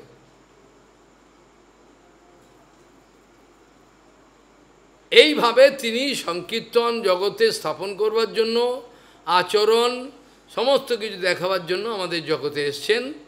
আর এই জন্যই আমরা এই কলিকালে বিশেষ কৃতকৃতার্থ। যারা গ্রহণ করতে পেরেছেন তারাই কৃতকৃতার্থ। যারা হেলায় ফেলায় জীবনটাকে নষ্ট করে দিলেন, কানে ঢুকছে না। যারা হেলায় ফেলায় জীবনকে নষ্ট করে দিলেন, কানে ঢুকছে না। আরে মূর্খ, এই জন্মেতেই আমাদের বেরোতে হবে, আর তো এই সুযোগ পাবি না। আরে মূর্খ, এই জন্মেই তো, এখানে এটা তো গৌরাঙ্গ মহাপ্রভু এই 500 বছর হয়ে গেছে। এখনই যদি না পারিস তাহলে কোনো জন্মেই পারবি না, কোটি জন্মে পারবি না। এখন যে সুযোগটা আছে, আমাদের ভক্তিবিনোদ ঠাকুর প্রভুপাদ জাস্ট গেলেন, গুরুবর্গ সব দেখিয়ে গেল। এখনই যদি না পারি তাহলে আর পরে আর কি করে পারব? তো হবে না। এখনই তো ওরা সব দেখিয়ে দিয়ে গেলেন, তো পারছে না, তাহলে আর হবে না, কি করে হবে? তাহলে সেই নৃসিংহ মন্দিরে সংকীর্তন করছেন, সেই পুত্রকে, সেই ভক্তকে মহাপ্রভু গিয়ে কি করলেন? মহাপ্রভু গিয়ে তাকে কি করলেন? উঠলেন, এরকম স্পর্শ করে উঠালেন। ওঠাবার পরেতে হুঙ্কার কীর্তন আদি হলো। সারাদিন কিন্তু খাওয়া নেই। খাওয়া আছে কি? চৈতন্য চৈতন্য খুলে দেখবেন, সকালবেলা মহাপ্রভু কিন্তু বেরিয়ে গেছেন সূর্য উদয়ের আগে। হাং কীর্তন করতে করতে হই ছয় আনন্দে চললেন, কিন্তু খাওয়া দাওয়ার কোনো কথা নেই। আছে কি কোনো? পরে হলো। এই নৃসিংহ মন্দিরের যখন সংকীর্তন হলো, তারপরেতে এবার প্রসাদের ব্যবস্থা শুরু হলো। কারণ জগন্নাথের প্রথম মুখ দর্শন গেছে, তারপর নেত্রোৎসব, তারপরে এতগুলো প্রসাদ, এবার সব ভগবান পাঠিয়ে দিলেন রাজাকে উপলক্ষ করে। এবার মহা সংকীর্তনের সঙ্গে এবার কি করলেন? মহাপ্রসাদ সেবন করলেন। প্রত্যেক সময় কিন্তু মর্যাদা উল্লঙ্ঘন নেই, দেখবেন ওখানে দেখবেন যে প্রসাদের ক্রম আছে না, বসেছেন সেখানে মর্যাদা লঙ্ঘন নেই, কিন্তু প্রত্যেকে কিন্তু লাইনে এরপরে এইরকমভাবে লাইন করে বসেছে। মহাপ্রভুকে মধ্যিখানে নিয়ে সব লাইন করে, কেউ মর্যাদা লঙ্ঘন কিন্তু করেন না। যে কথাটা গুরুত্বপূর্ণ এটা বলা দরকার, এটা হলো যখন গুন্ডিচা মন্দির আগে পরে আলোচনা হচ্ছে আর কি। মহাপ্রভু যখন গুন্ডিচা মন্দির মাঞ্জনের পর যখন জল দিয়ে ধুচ্ছিলেন, সেই সময় বাংলা থেকে সেখানে গেছেন এক সরল গৌড়িয়া। তিনি এই ঘটে করে জল ধুতে ধুতে হঠাৎ তার মাথায় কি হলো, সে ঘটের জল নিয়ে মহাপ্রভুর পায়ে গিয়ে ঢাললো, ঢেলে ধুলো মহাপ্রভু পা, চরণ ধুলেন। এতে মহাপ্রভু কি করলেন? অসন্তুষ্ট লীলা দেখালেন। মহাপ্রভু অসন্তুষ্ট হয়ে যাওয়ার লীলা দেখালেন। অসন্তুষ্ট কেন? তুমি রেগে গেলেন, যে আমার এই মন্দিরের মধ্যে জগন্নাথ এখানে বসবেন, সেই মন্দিরে আমার পায়েতে জল দিল, হায় হায়, আমি এই পাপে কোথায় যাব? ভগবান মহাপ্রভু ভগবান বলছেন, মহাপ্রভু নিজে বলছেন। এই অবস্থায় স্বরূপকে ডাকলেন, কোথায় স্বরূপ আছে নিয়ে এসো, স্বরূপ। আর বললে স্বরূপ কী হয়েছে প্রভু? এই দেখো তোমার গৌরিয়া করে এতেক ফৈজাতি, তোমার গৌরিয়া দেখো কি করে, দেখো এই মন্দিরে বলো আমার পায়ে জল দিল জগন্নাথের সামনে, জগন্নাথ এখানে বসবে, আমি কোথায় নরকে যাব বলো বলছেন। শেষকালে কি হলো? স্বরূপ গোসাই ইচ্ছে করে মহাপ্রভুর মনটা বুঝতে পারলেন, মর্যাদা স্থাপন করবার জন্য গৌরীয়র ঘাড়ে ধরে ওকে নিয়ে গিয়ে বাইরে ধাক্কা মেরে, যা দূর হ। পরে আবার কাকুনিমিদে করে আবার এসে ভুল হয়ে গেছে, আমি অন্যায় করেছি, পায়ে ধরলেন। সেখানে একটা রহস্যময় ব্যাপার আছে, এটা খুব একটা বড় ব্যাপার নয়, তথাপি বড় ব্যাপার, মর্যাদা দেখিয়েছেন মহাপ্রভু। সেখানে একটা গুরুত্বপূর্ণ বিষয় আছে।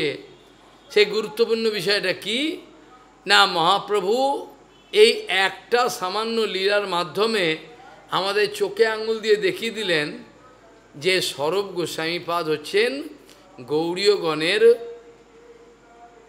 সবচেয়ে বড় অধিকারী, মানে তার আনুগত্যে সবাই থাকবে। গৌড়ীয়গণের রক্ষণাবেক্ষণ, তার কোনো যদি সিদ্ধান্ত বিরোধ হয়, রসাভাস হয়, আচরণে কোনো দোষ হয়, কোনো জায়গায় কোনো কেউ কিছু যদি করে, সমস্ত দায়িত্ব দিলেন কাকে? এক সামান্য একটা লীলার মাধ্যমে। তোমার গৌরীয় করে কেন? সার্বভৌমভট্টাচার্য যে চোখে রাখতে পারতেন, কথাটা চিন্তা করবেন। সার্বভৌমভট্টাচার্য তো অনেক বয়স্ক, স্বরূপ গোসাইয়ের থেকে অনেক বয়স, সার্বভৌমভট্টাচার্য চোখে ডাকতে পারতেন। রায় রামানন্দ ছিলেন, তাকে ডাকতে পারতেন। কাশী মিশ্র ছিলেন, তাদের কাউকে তো ডাকলেন। হঠাৎ স্বরূপকে কেন বললেন? স্বরূপকে বলার কারণ হলো মহাপ্রভু এই ইঙ্গিত দিলেন, সমগ্র গৌড়ীয় সম্প্রদায়ের মর্যাদা তোমার হাতে আমি অর্পণ করলাম, কেউ যে যা কিছু করবে সব কিছু তোমার দায়িত্ব। এইভাবে স্বরূপ গোসাইয়ের হাতেতে তিনি সমস্ত মর্যাদা সংরক্ষণ করেছেন। সেই জন্য আজ পর্যন্ত আমাদের কোনো লেখা,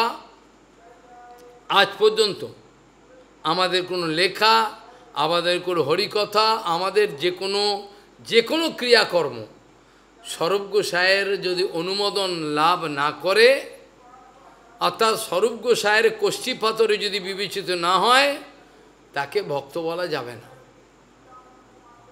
আমাদের যে কোনো লেখা, আমাদের যে কোনো হরিকথা, আমাদের যে কোনো ক্রিয়াকর্ম, লোক ব্যবহার, যা কিছু করব, বৈষ্ণব ব্যবহার, সেগুলোর যদি স্বরূপ গোসাইয়ের কষ্টি পাথরে, যেমন সোনার দোকানে আপনারা দেখবেন কি হয়, এটা কষ্টিপাতের special stone you can find inside golden stop, goldsmith shop, very small.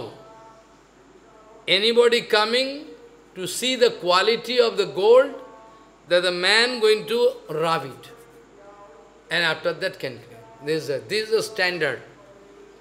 A contamination of the gold is this much, or it is pure. এবার বিচার করে। তাহলে আমাদের গৌড়ীয়গণের সমাজে যে কোনো সভা হচ্ছে, কোনো ক্রিয়াকর্ম হচ্ছে, যে কোনো কিছু হচ্ছে, যে কোনো লেখা হচ্ছে বই, যে কোনো কথা হচ্ছে, সমস্ত কিছু কি স্বরূপ গোসাইয়ের কষ্টিপাথরে বিবেচিত হচ্ছে কি? যদি স্বরূপ গোসাইয়ের কষ্টিপাথরে বিবেচিত না হয়ে থাকে, সে যত বড় ব্যক্তি হোক, তার সিদ্ধান্ত, আচরণ, লেখা সমস্ত কিছু আমাদের কোনো মর্যাদার বিষয় হবে না, আমরা মর্যাদা দিতে পারবো না। কারণ স্বরূপ গোসাই বলে দিবে, স্বরূপ গোসাইয়ের কষ্টিপাতের পরীক্ষিত নয়, এটা হচ্ছে সবচেয়ে বড় কথা। এই গুন্ডিচা মন্দিরের মাধ্যমে প্রথম আমরা যেটা দিয়ে শুরু করলাম, এটা হলো কি, আমরা নাকি এত সংকীর্তন করছি, কিন্তু আমাদের হৃদয় তো নির্মল হচ্ছে না। তার মানে হলো আমাদের সংকীর্তন যা করছি আগাগোড়া আমরা গুরু বৈষ্ণব আনুগত্য করছি না। করছি কি? আমরা গুরু বৈষ্ণব আনুগত্য করছি না, মুখে দেখাচ্ছি আনুগত্য, মুখে দেখাচ্ছি আনুগত্য, বাস্তবিকভাবে অন্তর থেকে করছি না, যার জন্য আমাদের হৃদয় নির্মল হচ্ছে না। আর নাম সংকীর্তন ছাড়া নির্মল হওয়ার অন্য কোনো রাস্তা খুবই কম নেই।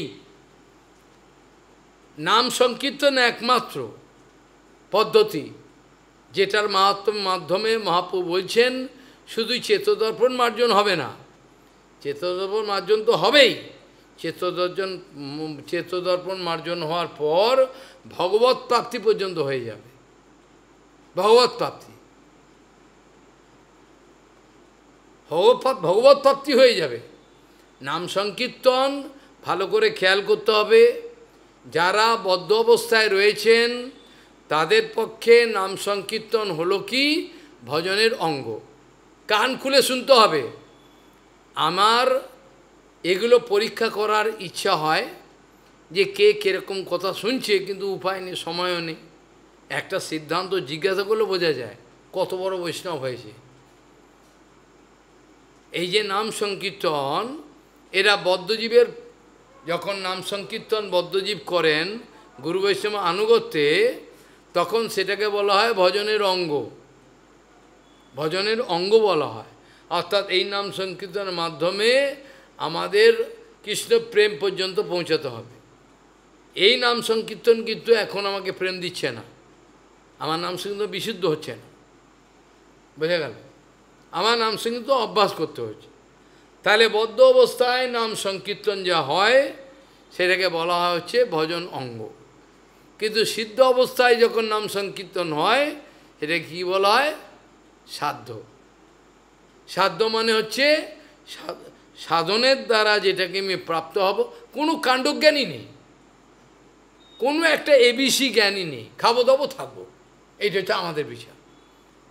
যেখানে চৈতন্য চৈতন্য বলছেন সিদ্ধান্ত বলিয়া চিত্তে না করো অলস, ইয়া হইতে কৃষ্ণে লাগে সুদৃঢ় মানুষ, বলছি কি না? সিদ্ধান্ত বলিয়া চিত্তে না করো অলস, ইয়া হইতে কৃষ্ণে লাগে সুদৃঢ় মানুষ। আমরা কেবল দোষ দর্শন করব, এটা করলো, ওটা করলো, এটা করলো, সহানুভূতি নেই। প্রতিবাদের গ্রন্থগুলো লেখা হয়েছে, একটু বুদ্ধি থাকলে খুলে পড়ে দেখবি, কত অনুরোধ করে বলা হয়েছে সুন্দর করে। অর্থাৎ এগুলোর মধ্যে কোনো হিংসা ছিল না, সহানুভূতির অত্যন্ত বিবেক বর্জিত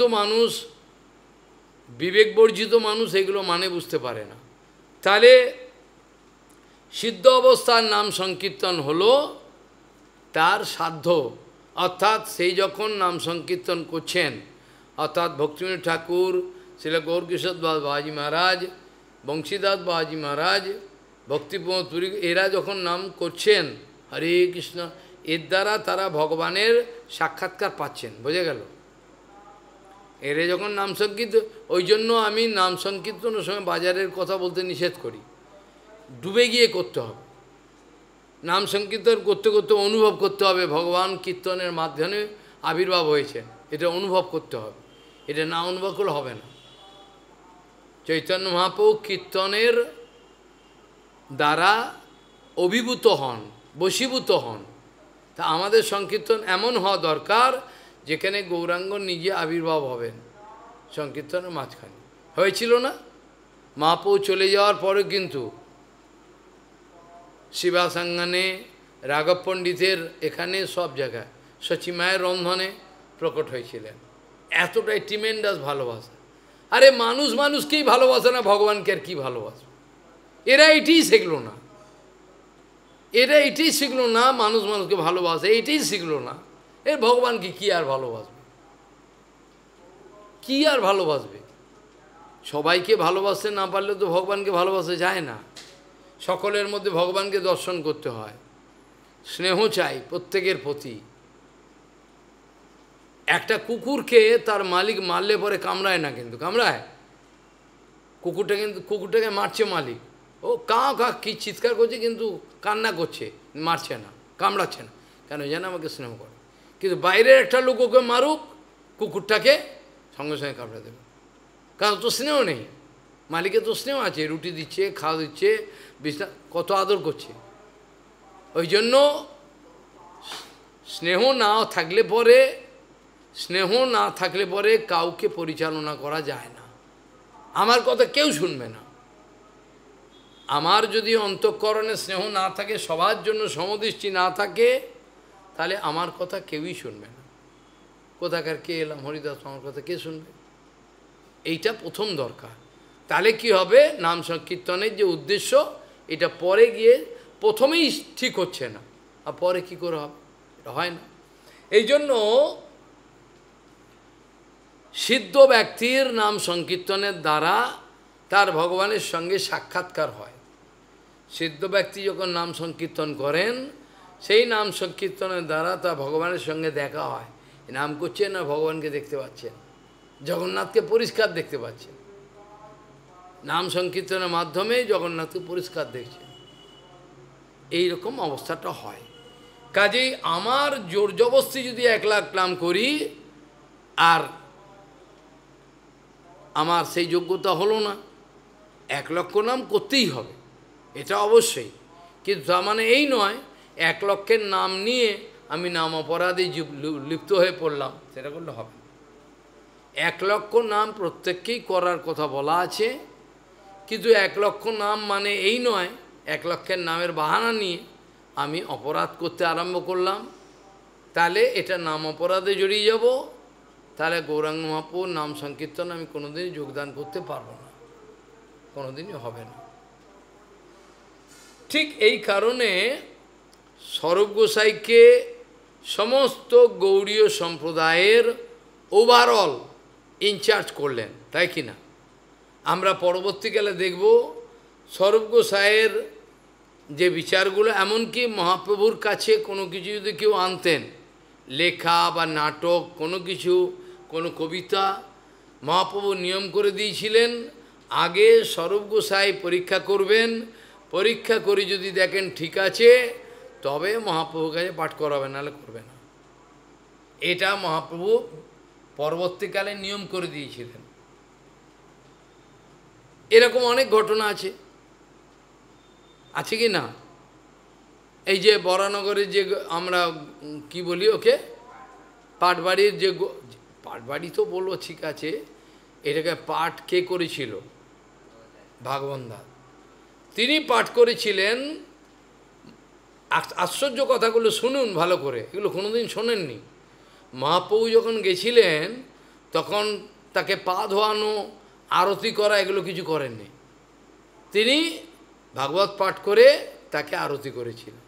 মহাপ্রভু এসে খুব খুশি হয়েছিলেন। কোথায় লোকে এলে তাকে আরতি করে, আরতির সরঞ্জাম মানে পা ধোয়ায়, কিন্তু ভগবান দাস অন্য পদ্ধতিতে করেছিলেন।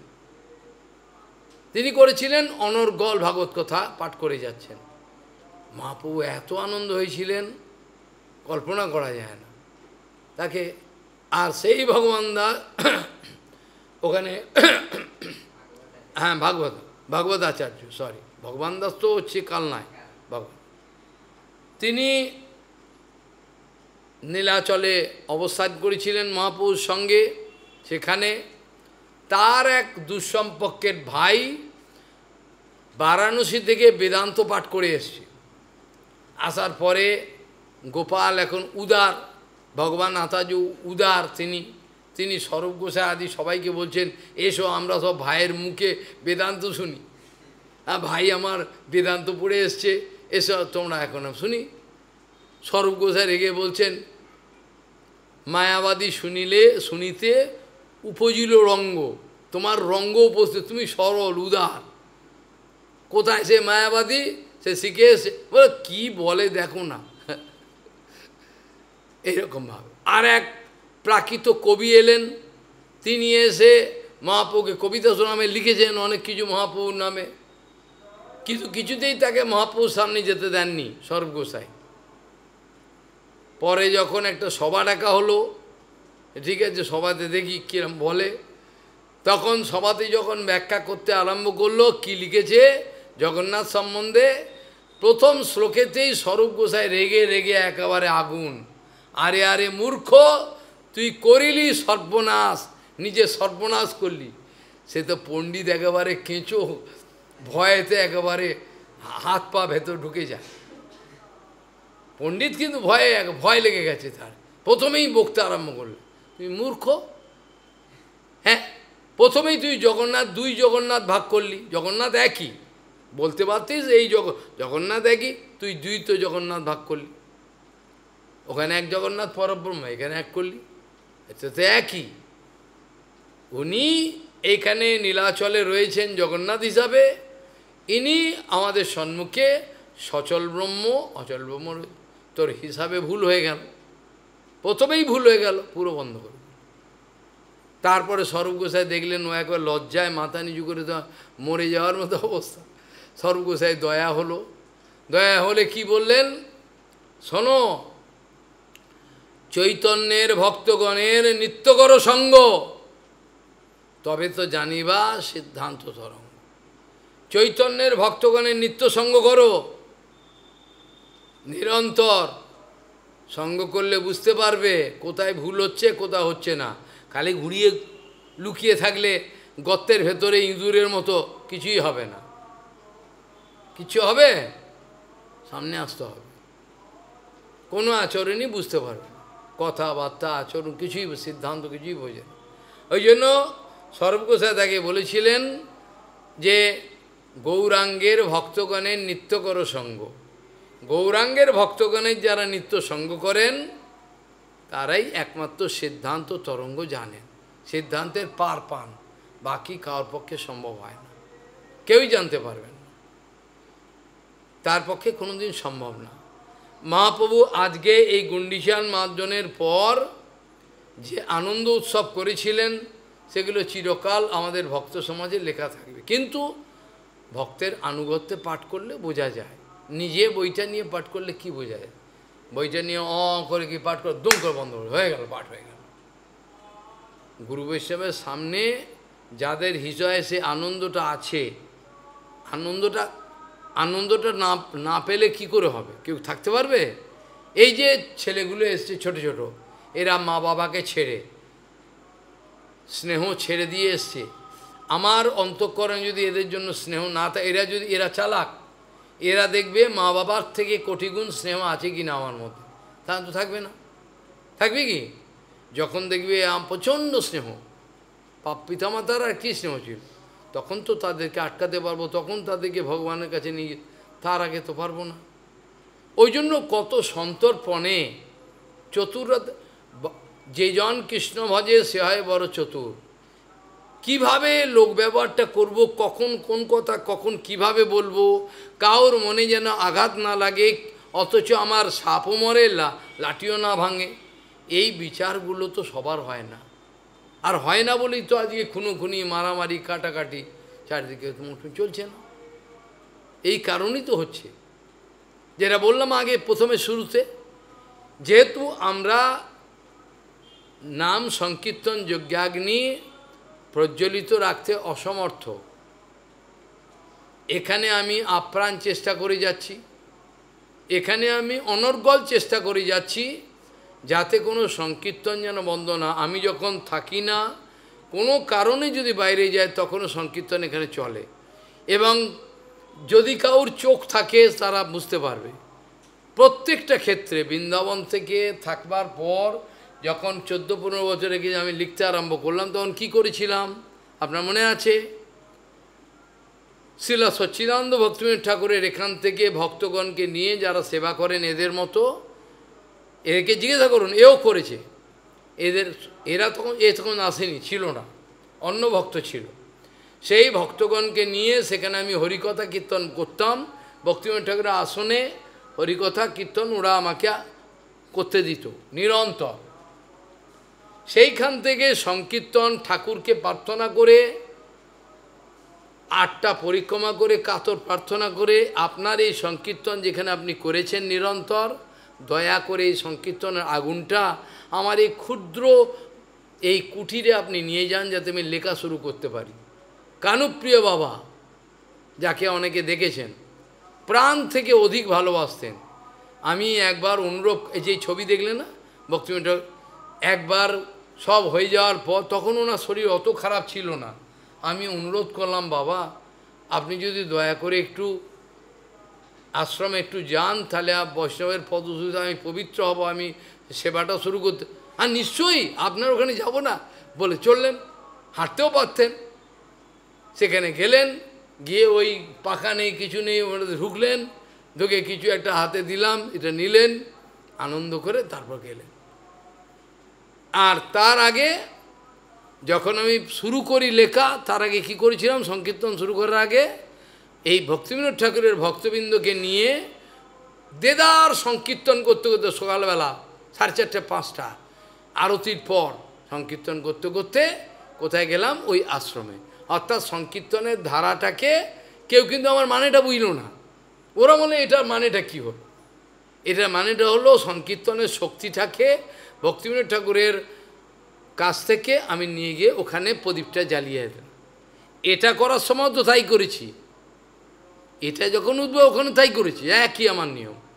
যখন ইংরেজি সেন্টার হয় তখন ওকে নিয়ে গেছি, ভোগ দেওয়া হয়েছে, বিরাট বিরাট না হলেও মোটামুটি ভোগের আয়োজন, ভক্তিবিনোদ ঠাকুর ভক্তরা পান। তারপর সেখান থেকে ওকে নিয়ে ওকে বলেছি আমি যাচ্ছি বাবা, তুমি যাবে। ও গিয়ে সংকীর্তন করল, আমি গিয়ে আরম্ভ করলাম, ও করলো কীর্তন। এটা হলো আমার বিচার। তাহলে মহাপ্রভুর যে দ্বারা যে সংকীর্তন যজ্ঞাগ্নি, ভক্তিবিনোদ ঠাকুর সেটাকে প্রজ্বলিত রেখেছিলেন কিনা, লেখার মাধ্যমে, কীর্তনের হরিনামের মাধ্যমে রেখেছিলেন কিনা, তাহলে আমি কেন সংকীর্তনের শক্তি পাবো না, কেন পাবো না? তিনি দিয়েছেন বলেই তো আমি পাচ্ছি, তিনি না দিলে আমি পারতাম না। তো এইভাবে আমাদের চিত্তবৃত্তিগুলোকে ঠিক রাখতে হবে। চিত্তবৃত্তি যদি ঠিক না থাকে, তাহলে আজকে গুন্ডিচা মন্দির আমি কিছু এটা দেখিয়ে দিলাম লোককে, এটা গুন্ডিচা মন্দির হলো না। আমার হৃদয় দর্পণ নির্মল হলো কি না, যে ঠিক যে কথাটা আমি সকালে ইংরেজি কথাতে বলেছিলাম, ইংরেজি কথাতে এটি শুরু করেছিলাম, চেত্তদর্পণ মার্জন দিয়ে, এইটি কিন্তু চেত্তদর্পণ মার্জন এর মাধ্যমেই তিনি করলেন। আর ভগবানের অপার করুণা, জগন্নাথ অপার করুণাময়, কখন কোন লীলার মাধ্যমে তিনি আমাদেরকে সেই লীলার সঙ্গে সংযুক্ত রাখতে চাইছেন তিনিই জানেন। আজ যদি ভগবান এই লীলাগুলো না করতেন, তাহলে কি আমরা এই সুযোগটা পেতাম? আমরা পেতাম না। ভগবান আজকে এই সমস্ত লীলাগুলো করে গেছেন বলেই আজ আমরা গুন্ডিচা মন্দন, চন্দনযাত্রা উৎসব, হেরা পঞ্চমী, এগুলোর মহিমা আমরা বুঝতে পারছি, তাহলে তো জানতে পারতাম। এই জন্য ভাগবতে ভগবান শ্রীকৃষ্ণ স্বয়ং বলছেন, মই ভক্তির হি ভূতানাম অমৃতত্বায় কল্পতে। আর সেখানে বলছেন পদ্মপুরাণে, মদ ভক্ত্যানাম বিনোদার্থম করমি বিবিধা লীলা। আমার ভক্ত অনুগ্রহায় ভূতানাম, এটা ভাগবতে বলছে, অনুগ্রহায় ভূতানাম মানসিম তনুমাশ্রিতম। এই কাজ কথা বলছে, অনুগ্রহ করবার জন্য ভজতে তাদৃশী ক্রীড়া যা শ্রুতা তৎপর ভবেত। ভবেত, গুরুপাদ পদ্ম প্রায় বলতেন, এখানে তিনি ভবেত বলেছেন। ভবেত মানে বিধিলিঙ্গ, ইটস এ মাস্ট। এখানে বলছেন করতেই হবে। যারা গুরু বৈষ্ণবের হরিকথা শুনে, আনন্দময় কথা শুনে কোনো আনন্দ পাচ্ছেন না, তারা হৃদয়কে অনুসন্ধান করে অনেক অপরাধ আছে, অনেক অপরাধ আছে বলে এগুলো আনন্দ পাচ্ছেন না। সে অপরাধগুলোকে বেশ স্খলন করতে হবে। সেই জন্য ভাগবতী মহাপুরাণ এই কথাটাই বলছেন, যেটা বললাম এক্ষুনি, ভজতে তাদৃশী ক্রীড়া যা সত্তা তৎপর ভাবে। এইগুলো জেনে আমরা চন্দন যাত্রা করব, তাই কিনা? স্নান যাত্রা, চন্দন যাত্রা, রথযাত্রা, গুন্ডিচা, সমস্ত মহাপ্রভু কেন বদ্ধজীবকে এনগেজ করতে না পারলে হবে না। একটা বদ্ধজীব আর একটা বদ্ধজীবকে সেবাতে লাগাতে পারে না, একটা বদ্ধজীব অন্য কোনো বদ্ধজীবকে সেবায় লাগাতে পারবে না। কিন্তু আশ্চর্য, যদি কোনো মহাপুরুষ থাকে না, সেই যদি তখন সবাই ধ্বংস করবে। এই জন্য আমাদের ইকোনমিক্সে একটা কথা আছে মোটিভেশন, এটা তোরা বুঝবি না। মোটিভেশন বলে একটা, তুমি বোধহয় শিখেছো মোটিভেশন, কিন্তু এই মোটিভেশনটা কিন্তু আমাদের অপ্রাকৃত। জড়জগতে, বিজনেসের ক্ষেত্রে, ফ্যাক্টরির ক্ষেত্রে, কোনো একটা সংস্থার বিও বিজনেস অর্গানাইজেশনের ক্ষেত্রে এখানে মোটিভেশন একটা কথা আছে। কিন্তু আমাদের যে মোটিভেশন, এটা কিন্তু গুরু বৈষ্ণব জোর করে না, অটোমেটিক। আমরা গুরুমাতকে দেখি আনন্দে নাচতে থাকি, কি আরে বুড়ো মানুষ বসে রয়েছে, আনন্দ কেন, কি আনন্দও জানি না, উনি থাকলেই আনন্দ, ঘরে ঢুকলে কত আবদার, কত আনন্দ, এগুলো বুঝতে হবে। যারা গুরু বৈষ্ণবের সঙ্গে আনন্দ পাচ্ছেন না, অন্ধের কিবা দিন কিবা রাত, কি গুন্ডিচা মন্দির, কি রথযাত্রা, তো অন্ধ, ওই একই চলছে, কোনো লাভ হয় না। তদেব রম্যম রুচিরম নবম নবম, তদেব শস্যদমনসো মহোৎসবম, তদেব সৌকারণবশোষণম নিনাম, যদুত্তম শ্লোকযশো অনুগীয়তে চেতদর্পণ মার্জনম ভব মহাদবাগ্নির্বাপনম শ্রেয়কৈরবচন্দিকা বিতরণম বিদ্যাবধুর্জীবনম আনন্দান্মুদিবর্ধনম প্রতিপদম পূর্ণামিত্বা স্বাদনম सर्वात्मस्नपनम परम विजयते श्री कृष्ण संकीर्तनम गौर हरि बोल। वांछा कल्पना।